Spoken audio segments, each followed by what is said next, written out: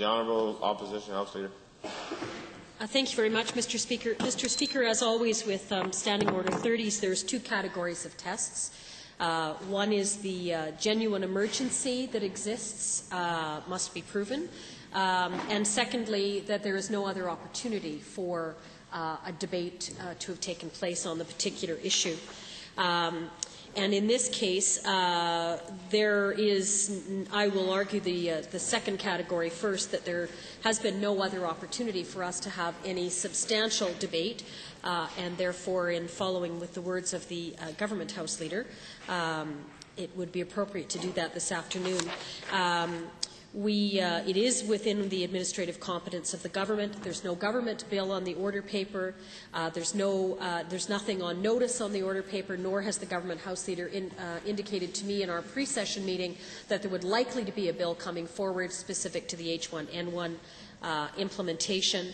There's no private member's bill, public bill or private bill. Of course, there's no budget, and again, there's no indication that there would be a supplementary supply budget that would open up for debate on this.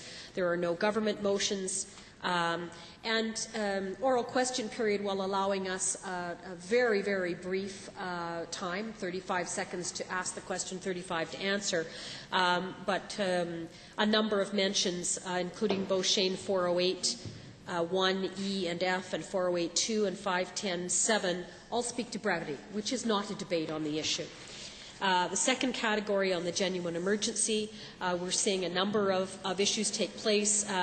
This caucus has heard from a resident at the Royal Alexandra a few blocks from here this morning, admitting that those residents are admitting people suffering from H1N1 to that hospital and to the emergency ward.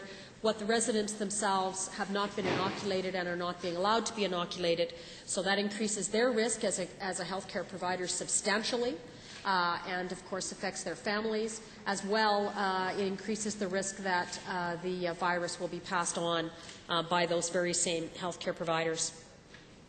The government has inoculated about a little over 10% of the population, but it has not completed or even started in some locations. And again, I reference healthcare providers and a number of those from particularly vulnerable groups, and I will focus on cancer patients as raised by my colleague earlier today, who have very strict and limited windows given their cancer treatment of when they would be able to sustain vaccination, and they are not physically able to be standing in lineups, but there had been no provisions made for them that we're aware of.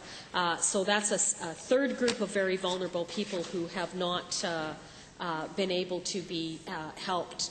And I would argue that they would qualify under the genuine emergency considerations that are before us today. So I would ask the Speaker to please rule in favour of the Standing Order 30 application. Thank you.